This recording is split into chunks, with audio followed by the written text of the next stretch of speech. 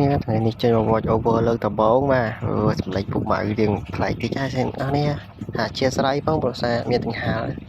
ថ្ងៃនេះដែរមកបង្ហាញពី Free Fire 2017 2018អ្នកនរនេះគឺ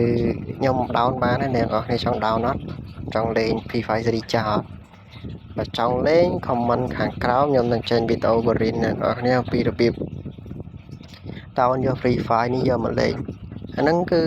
ដាក់ទៅយើងអាចចូលលេងបានអ្នកនរនេះយើងអាចចូលលេងវគ្គរ៉ាងវគ្គ classic បានតែយើងអត់បានលេងជាមួយគ្នា4នាក់ទេអាហ្នឹងហ៎ចឹងហើយយើងបានលេងតែម្នាក់ឯងទេចឹងតែមែនកាវសេរីចាស់អូយកប់សេរីមែនទេអ្នកនរនេះហើយអ្នកនរនេះចង់បានលេងឬក៏ចង់ដឹងពីរបៀបលេងយកអីអាច comment នៅខាងក្រោមវីដេអូនេះបានចឹងខ្ញុំនឹងចេញវីដេអូបរិញ្ញាអ្នកនរនេះហើយ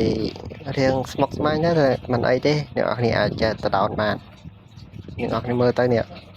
បោះសេរីចាស់មកទាំងអស់អ្នកនរនេះអើយកប់សេរីយកតែម្ដង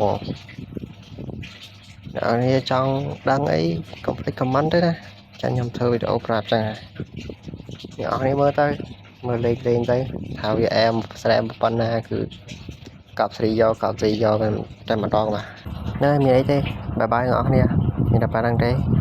បើចង់ដឹងកុំភ្លេច comment នៅខាងក្រោមខ្ញុំបរៀនអ្នកនរគ្នាបាយបាយ